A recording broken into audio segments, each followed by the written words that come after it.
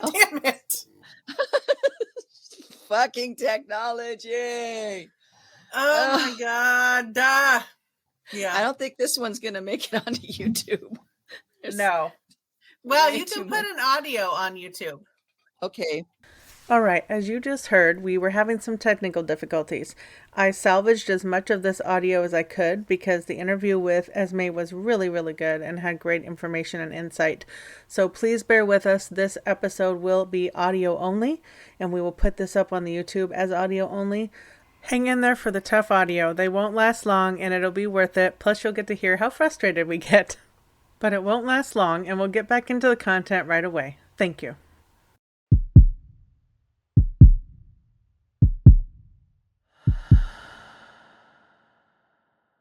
Welcome to the Death Happens podcast, an insider's guide to dying. We're your insiders. I'm hospice nurse Penny. And I'm Halley, hospice social worker.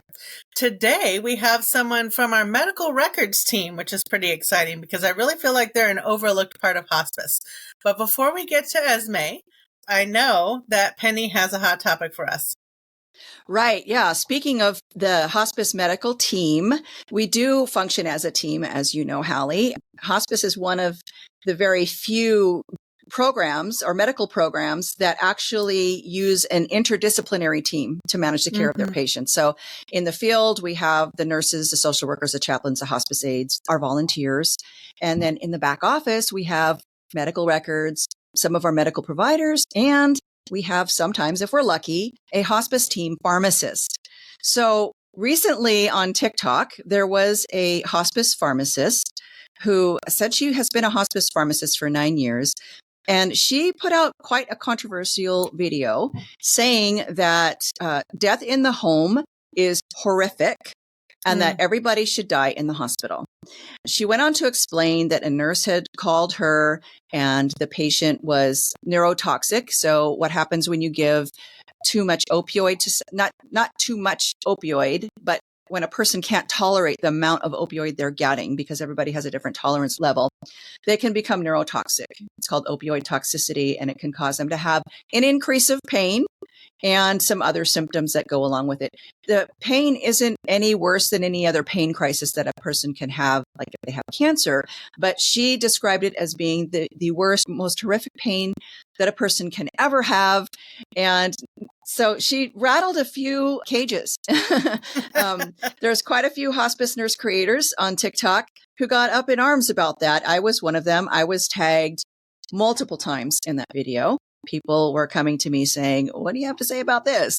And, what I had to say was, that's bullshit. And she's a pharmacist. And while we appreciate our pharmacists very much, their experience is very limited to what they hear on the phone from, the nurses who are calling them for advice. And typically when a nurse is calling for advice, it's because they have a patient who's having symptoms that are being difficult to manage in the home. So she's never getting the full picture of what hospice really looks like when people die in their own home. And despite many nurses telling her that what she said was 9 out of 10 patients will have a horrific death in the home, which was mind blowing, because I wouldn't even say that 1 out of 10 patients has a horrific death at home. Right. In my experience, it's very rare that we can't get a person's pain managed at home. And then if we can't, we can do continuous care. We can put them GIP in a hopefully a hospice care center. But what she was saying was so false and perpetuating this fear around dying in your own home, which is where most people want to die. Yeah, I thought there was a lot of good responses, a lot of measured responses by a couple different nurses to that first initial video. It was a bit upsetting that she initially doubled down, but it sounds like she took the video down, and hopefully that gave more people insight into the differences between people that are actually at bedside. I mean, you and I have both been to many, many, many people's bedsides when they're dying. Me, not as much as the nurses, but I certainly have been. And like you, I could not say 1 in 10. I don't even know if I could say 1 in 100. And not even horrific. That's like 1 in 100 is maybe not as peaceful. Right. I don't know. So Yeah, I agree. Like honestly, I've seen one death that wasn't peaceful. And then at the very end, he was peaceful. And that's out of literally thousands of patients that I've cared for who were dying. Right. I've had patients who had pain crises. I think crises. And, but we were able to either manage their symptoms, or sometimes we do have to do palliative sedation, which we can do in the home. But one of the things that she said, and she didn't just double down, she like tripled down, quadruple down. She made video after video addressing this and saying that, maintaining that hard line that people are dying horrible deaths in their home. Well, and that there was things that we couldn't do in the home that they do at the hospital.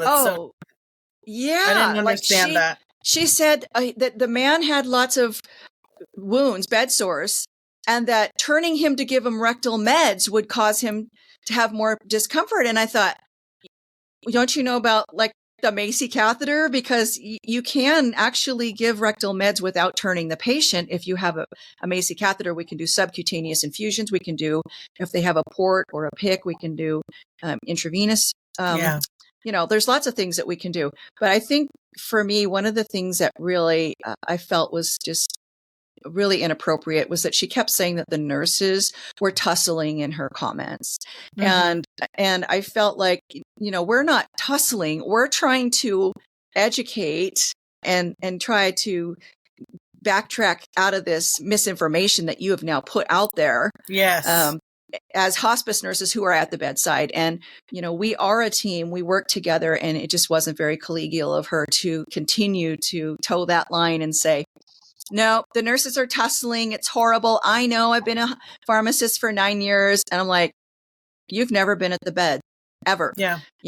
And my team, we used to have a pharmacist on my team, and she was amazing. But she was never at the bedside. Never, not once, ever. That's not what they do. So that was just not true. Well, on that note, we'll get back to the good side of the backside of hospice, and we'll go to talk to Esme. Let's do it. Welcome, Esme, to the podcast. We're so happy to have you. Thank you for having me. I'm hoping that you may be able to tell us a little bit about yourself as we get to know you. Okay, I'll be an open book. How long have you been doing medical records? I've been doing medical records for about, I want to say 4 years and a half. I started off as just a helper, 2 hours a day. And then my boss must have liked me and she wanted to keep me full time. So she snatched me from a different department and had me work with her full time. And what were you doing before you came to hospice? Before I came to hospice, I used to work at a retirement home, like assisted living. Well, it was a continuing care because it's independent assisted and memory care. I used to be a receptionist, and then I became a assistant to the marketing department. So I used to do all of that move-in paperwork, all the back work for them so we can get those residents moved in. Did you have very much interaction with patients when you were in the other place, the assisted living? Oh, yeah. On a daily basis, every day. I think I spent more time with them than with my family. Yeah. Feels like that sometimes, doesn't it? It does. Yeah. Do you miss that aspect of work now that you're working in medical records? You probably don't have any interaction with patients anymore. Yes, I do miss it very much. At first, it was very hard because you don't talk to anybody. You're just in the office. And I mean, I like old people more than I like younger people or people my age. They're just so funny. They're fun. They're interesting. They have amazing stories. It was definitely hard working. I worked there for, I think, about 3-4 years as well. So it was definitely hard. You saw those people every day. In a way, you do become family in a way, just because you're the first thing they see in the morning because you're right at the front. And sometimes it's like your if you're working, like a double shift, you're the last thing they see before they go to bed when they're passing through the halls and they're like, okay, it's time for bed. And I mean, these people go to sleep like at 7 and they're already going to bed. Sounds like me. So it was definitely hard not having that interaction with people. What made you switch to hospice? Working at a retirement home or any like type of skilled facility, it's hard.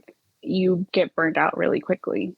It's very, very, you're not just, I think when they hire you, they don't tell you what you're actually going to be doing. It's more than just doing your job. You have to put a lot of hats on and do things that are not part of your job. But if you want to give these people, the care and the attention, you do it. So I think I was burned out after a while. You definitely get burned out.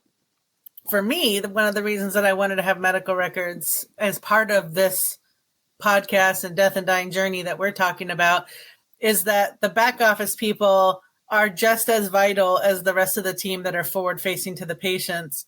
On top of which, in our particular agency, medical records is also the people that are answering phones. And so sometimes you're the first contact with someone, at least via phone, to get the impression of what hospice is like. So I think that's a really important piece that people don't really think about, is when you're first calling someone, who are you talking to? And what's the sense of the culture that you're getting? Mm-hmm. Yeah, that's really important. I didn't actually know that about your position because I work for a really big hospice agency. So our medical records people are completely in the back office. But I do know that our receptionists and the people who answer the phone, they are really skilled at talking to people. You have to be, because you are representing the face of the agency. And I remember one time listening to our receptionist talking to a patient on the phone, and she was actually triaging them. She was saying, now, why do you need your nurse? Kind of like, what's going on? Let me see if I can help you find the right person to talk to. And then she listened to what the person was saying. And then she said, oh, it sounds like you probably need to talk to the social worker. Let me put you through to her. And I was so impressed because I thought, wow, you wouldn't think that somebody who's answering the phones is going to have that interaction with patients, but they do all the time because the patients are calling, the families are calling, and you guys are taking that call. Yes. Yeah. How does that feel to be that person? Like when you're in the middle of doing a medical records packet or a review, and then all of a sudden you have to transition to, being that face of a voice. Yes. So it is, you have to like take off one hat and put a different one on. And, you have to remember, there's someone on the other line. You don't know if they're like in crisis mode, if their loved one just passed away. So yes, it's definitely, you always have to keep that in the back of your head. Mm-hmm. Have you ever had any calls that you felt were especially difficult to handle, or, somebody that was calling in a crisis and you had to really think about how to help them the best way? Or Yes, we don't have, so I speak Spanish. I was born in Mexico. So one of the advantages I have is that I speak Spanish. And I think one time I had just started working there. It was towards the end of the day when it's changing from, our triage nurse to our telepage nurse. And we had somebody who spoke, it was a Spanish speaking family member. And the family member had just passed away. And you could hear the background of everybody crying and yelling, and me listening to that and trying to get somebody who would take that call, because you try to get a hold of triage, but it's right at that 5 o'clock mark when it's changing. So it's like you have to get a hold of telepage, hey, this person, and then they don't speak English, Spanish, their primary language. So that was one of the things that it's like, I think it stuck with me. I mean, somebody was able to take the call, but I think that's one of the times that it stuck with me. Mm-hmm. that background noise definitely stuck with me. Yes, but and sometimes I think I can remember mostly all of our Spanish speaking patients. We don't have a lot, but the ones that we do have, they do stick with me. I'm sure it's got to be a comfort when they actually do get someone that speaks Spanish.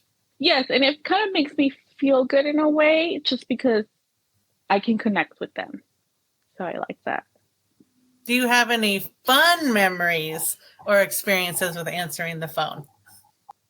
Yeah, I mean, we always get those patients who call, and I mean, they may just make the funniest request, like they want us to deliver food for them, or they want us to call a cab for them, or they want us to do just like random things. I was like, what are you needing? Like, you want your Popeyes? It's just, funny things like that. But yeah, there's always that one or two patients. I have a question that's not work related, but since you mentioned your Hispanic background, I'm wondering if you can give us any insights into Hispanic culture around death and dying. So hospice over there is not the same as hospice here. And I learned this from a patient what hospice means over there is it's pretty much a place where they take you to die. That's what it means. It's a different word, right? Like hospicio or something? Hospicio. Hospicio. So it has a completely different meaning. It's basically where you're just thrown pretty much to die. But death, something I learned is that in Hispanic cultures is you fight until the end. It doesn't matter what doctors tell you, you fight until the end. Yes. Yeah. Even though we do celebrate death, we celebrate it as something beautiful, in that, once a year they come back and we greet them and all of this. So it's interesting. We fight till the end, but then once it comes, we celebrate it. But yes. So that's, is it Los Dias de Muerta? Yes. Is that what it is? Los Dias de Muerta? Yep, the day of the death, yes. Yeah, I definitely have had those patients who were Hispanic who fought until the end. It seems like there's usually a spokesperson or a decision maker for the family as well. It's a hierarchy of decision making, right? Yes. Yes. It always is. You don't want to give up. Especially with the Hispanic community, we're always so close to each other. And we always we don't think death is ever going to come. And it really is. Like, that kind of sounds like everybody. And, you don't think it's going to come. And honestly, the best way I can put it is you have to fight until the end. And because religion is very important too. Very, very important. You believe God is gonna, I don't want to say fix you, but it's not gonna let you down. Yeah. So yeah. And to clarify, we've already had some of these conversations outside of this, so I'm not bringing up anything we haven't discussed. But to clarify, I believe I remember you saying that you're one of the DACA kids. Yes. So I want to tie that into death and dying and how this relates, but can you just briefly explain to us, or for the listeners, I should say, what a DACA kid is? So basically what it is it's a deferred action childhood something. Basically, kids who immigrated from whichever country. I think the very first person who received DACA was from South Korea. But it's basically kids, who were young, who weren't decision makers, who were brought into the United States, weren't able to make a decision for themselves. So Obama, that he granted us, and basically it's a 2-year permit, a work permit that you can have, and every 2 years we renew it, and we can, legally be in the United States and work as well. So first of all, what a big old pain in the ass to have to do that every 2 years when you've been here since childhood. And money. Yeah. How old were you when you came over? I was 8 years old. Mhm. Yeah. I was 8 years old, and yeah, I have to do it every 2 years. I have to, and I will say this, that, a lot of times people think that this is just giving out to anybody. It's not. You have to have a perfect record. You have to have a clean record. I mean, you have to be fingerprinted. They ask you if you have tattoos. They ask you everything. Somebody to someone, you have to have some type of education background. They everything. I think everything to make sure you are. Hold on just a second. I guess a decent human being to be in the country. Hold on just a second. As you're now an adult, you were saying you have to have a perfect record and fingerprint you, and you have to renew this green card basically every 2 years, right? So it's not a green card. It's a permit. It's just a work permit. The only thing you can do is work. You can't leave the country. You can't do anything. You can just work. So you can't even travel to Mexico right now if you wanted to. I can't leave the country, no. That is baffling to me. The reason I wanted to talk about it is because we do have all of these amazing immigrants and children of immigrants that are in our workforce, and yet we're putting them through this craziness when you're contributing so much to society. And I don't think people really think about all of the different ways that immigrants and immigrant children help, especially in healthcare. I mean, particularly in healthcare. Yes, definitely. It's just so frustrating. I'm glad you have continued to fight and resisted the urge to go visit Mexico, because that's frustrating too. It is. It is. Especially because you can't leave, and you can't, I have a daughter, and you want to show her where you come from, and you can't do that. So that's frustrating. Yeah. Is there a pathway for you to become an American citizen at some point? So first, a lot of people don't really know how the law works. So basically, it's first you have to become a resident. After 5 years, you can become a USA citizen, and that's where you take that test that you go to immigration, and they ask you like, oh, how many stars does the flag have? How many stripes? What do they mean? That type of thing. Oh, you mean the test that most Americans couldn't pass, that test? That test, yes. So the only way, to my knowledge, is if you marry somebody who is a USA citizen.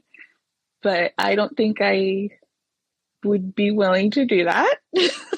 I don't think that automatically makes you an American. So my mom was Canadian, and she married my dad, who was an American. He is dead now. That's why I say was, but she was Canadian up until probably 5 years after they got married. She did have to take that test and to become an American, and had to renounce Canada as her home country and adopt America and all this stuff. So now, granted, that was 55 years ago. So maybe things have changed, but I don't think you can just get married and that makes you an American. I think you still have to take the test. Correct. They can petition for you. So they petition for you.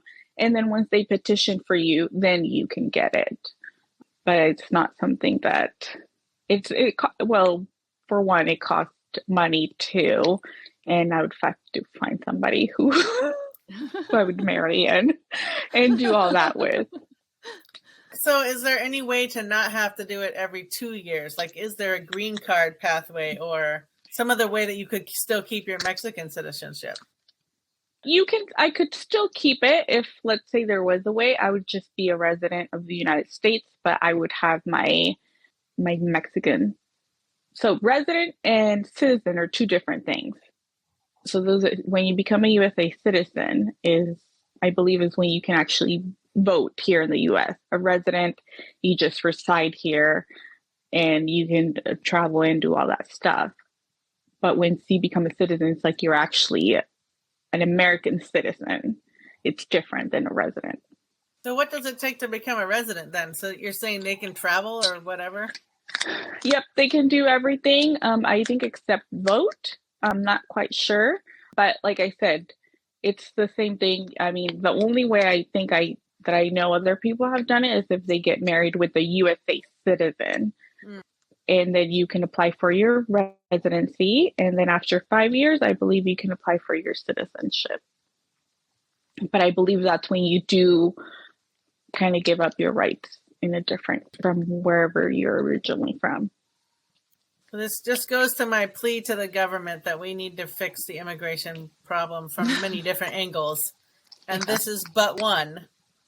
And it's exactly for the reasons I've already stated, because there's so much contributing to the healthcare system in particular, but many other areas of everything that makes our society function, for crying out loud. Yeah. Well, switching back into the death and dying mode more specifically, I understand that you also have recently had a kind of a hospice experience of your own, death and dying experience of your own. So if you're willing to, I would love to hear your experience, whatever you're willing to share. Yeah. So my my grandma just recently passed away. She had complications from COVID. She had COVID, she was fine. And then it was going back and forth from the hospital. We would take her in, and then finally they decided that it'd be best if she came on hospice. It all happened very, very quickly. Very, very quickly. She came on services one afternoon.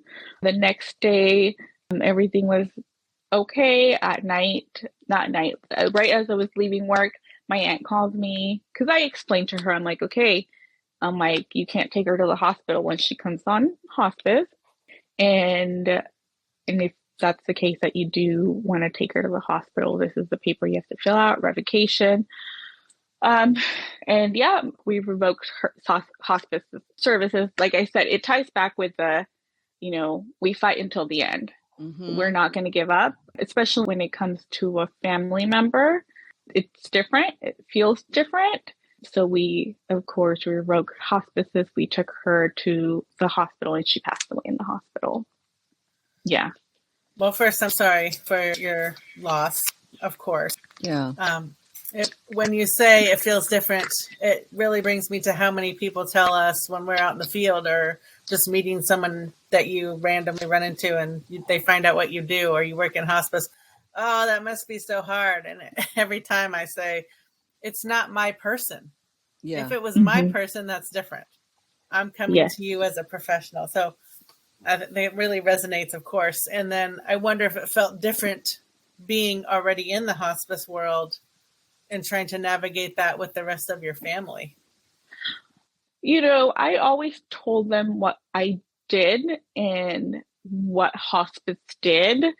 And, no matter how pretty you paint it, it still doesn't cover the fact that when it's a family member, it's different. I can tell them this is what we offer, we have massage therapy, music therapy, pet therapy, all that stuff. But at the end, we are end of life. We're trying to just make your last days more, help you and your family, but it's because the end is coming. And I guess on our end, in my personal view, it's like, but if we go to the hospital, they're going to fix you. They're going to take care of you. And then we're going to come back home and you're going to be better because the hospital has something that hospice doesn't have. And in my family's point of view, how I saw it, and I don't want to say my point of view because deep down I knew there wasn't anything else that they could have done. But in my family's point of view, it's like the hospital will fix you and they have something that hospice can't do. And it goes back to the fight. Uh-oh. I didn't want her to. We're freezing again. I know. I really want to hear whatever you just said. I know. Do you remember where you were? For what was the question? You were talking about your grandmother going to the hospital, and you had said it goes back yes. to... So it goes back to fighting until the end, not wanting to give up on your loved one. You know, the hospital, us believing that the hospital is going to do something that hospice can't. And I actually, thinking back to another Hispanic patient that we had, they revoked hospices multiple times because they kept wanting to take the patient to the hospital, because they truly believed too as well that the hospital was going to fix it and then be discharged, and they were going to make it better. But I mean, of course, talking to this person on the phone, in reality, it's like they're not going to get better. They're just going to manage the symptoms that this patient might have, but the illness is still there. Right. So, yeah. I've had many of those patients, and it's not just Hispanic culture, to be fair. There are other cultures as well who will go into the hospital, and sometimes it's a matter of not necessarily they think that the hospital can do something for them that hospice can't, but they don't want to die in their home. They want to die in the hospital. So I've had those patients who have ended up in the hospital just because they didn't want to be in their home when they took their last breath. They didn't want their family to have them be there. And you know, there is a lot of other cultures that are like that. But I can recall many Hispanic patients that I had that would revoke or want to do everything. Probably one of the hardest cases I can recall is when I was working in a hospice care center, and my patient was 28 years old and had ovarian cancer and was really at the end of her life and was Hispanic. Didn't speak English, actually, and had a pain crisis. And it was just very traumatic. It was a lot of us really having to reassure the family that there was nothing more that the hospital could do for her that we couldn't do. Being an inpatient hospice care center, we were able to provide medications in the amounts that she needed to have her pain managed, in amounts that hospitals are often reluctant to give because they're afraid they're going to overdose the patient or cause their death. And we were able to put an infusion on her and make her comfortable. But it was really a very, very sad situation. She was so young, 28, and had young kids. You know, it was just really sad. Well, I don't want to discount either. As you're speaking, Penny, I'm thinking about, obviously, as a field social worker, I'm calling or emailing to fax packets for placement or, you know, whatnot. And she's seeing all of our patients' information come through of those crises, those placements, those deaths, in all of the emails. So I wonder what effect that has on you, not being out in the field, but still seeing all of this. And young people, trauma. probably. And young people. Because we do have peds on our service. Yes, we do. That's hard when we have children, when you see someone that's close to the same age as you, and then you see, I mean, when you see all of these, you know, like the diagnoses that people have that you didn't even know existed, it's crazy to me. It's so crazy to me that somebody can have so many like illnesses, or like, it's like, what is, you know, sometimes even Google what that is. But yeah, it's hard when it's somebody, you know, young, when they have kids involved. It's definitely, it's hard. Yeah. Has working at hospice given you more or less end of life anxiety? Oof. I think nobody can prepare you for it. I mean, it can happen whenever. You know, for example, with if you ask me, we had anything planned, we did not. Nothing.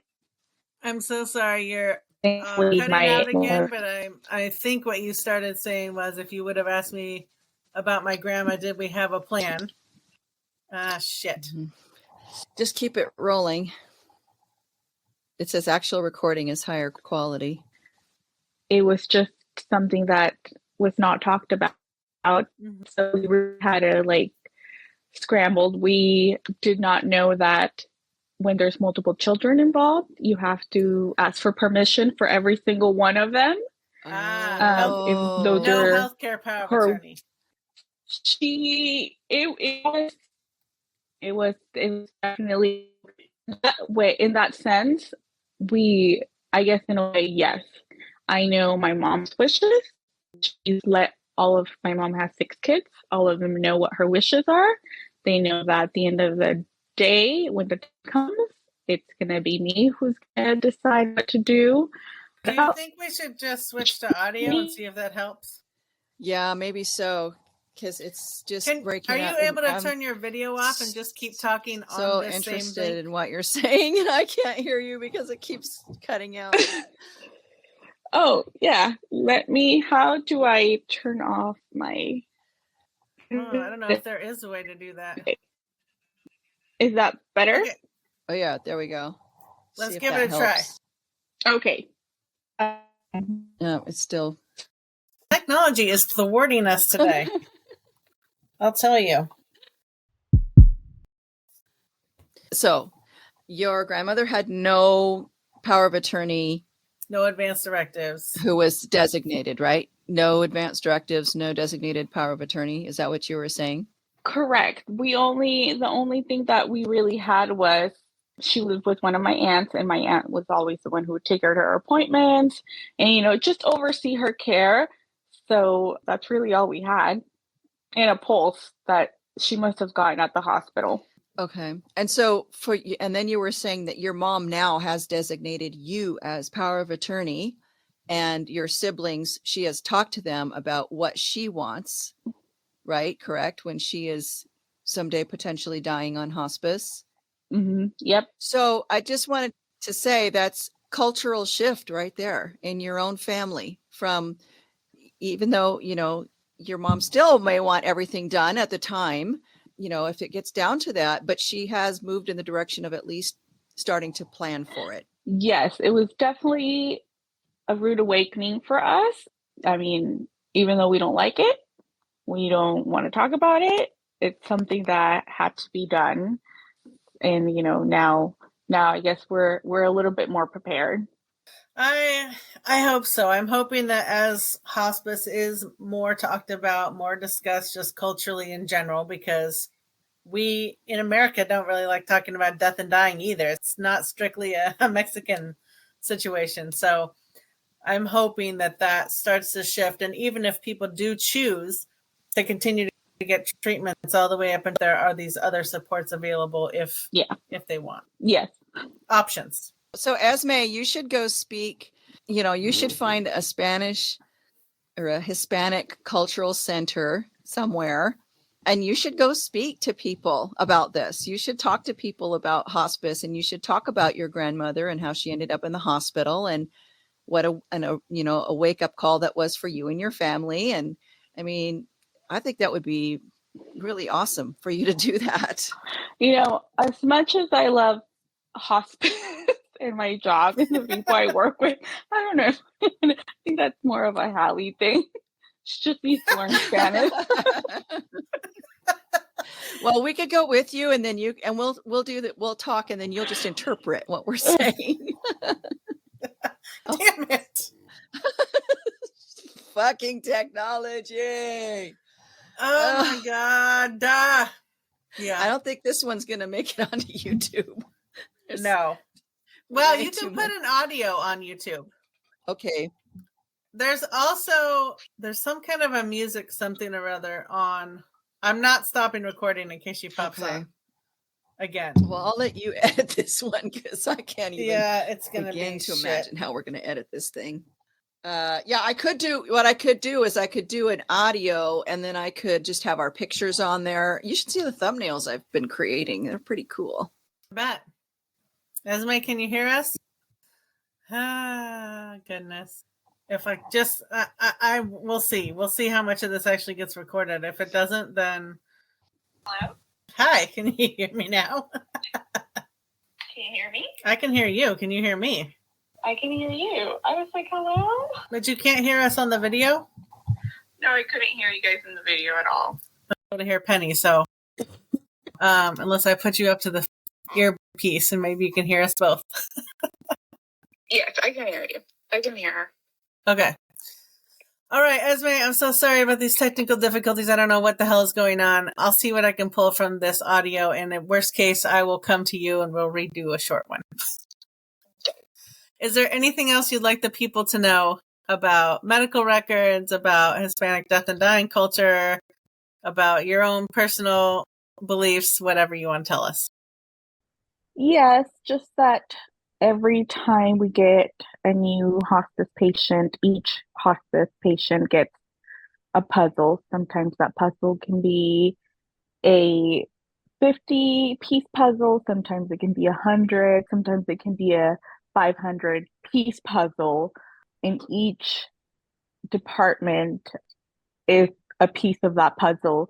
Medical records, myself, you know, we may not be a middle puzzle like a nurse or a social worker. We're just the corner puzzle. But at the end of the day, you know, we still need that corner puzzle to complete that puzzle and, you know, and give that patient the best care that they can possibly get from us. Hell yeah. Well, Esme, thank you so much for being on this podcast with us, for sharing your perspective and your personal story. And we will definitely let you know when the recording comes out. Thanks, Okay, Esme. Thank you for having me. Thank you. Oh, technology is the bane of my existence. Fucking technology. Gosh. And she had such great things to say. I'm so frustrated. I hope we got some of that. And she's gorgeous. She's beautiful. Oh, she is. We could have got more viewers just on that alone, just on having a pretty face. I know. Here. It's funny because the question I didn't get to ask because we were dealing with this technology was I was going to say, okay, but seriously, who's your favorite social worker? Oh, goodness. Well, another one in the can, hopefully, fingers crossed. Yeah, hopefully. And we'll get to a few more awesome guests for this first season. I think we're already starting to compile our season 2 list. I know. Yes. Yeah. And I'm excited for this to be out in the world and for people to hear it. And until our next patient, until our next patient. That's what it feels like, doesn't it? Until our next guest. Remember to fucking live, because someday we'll all be dead.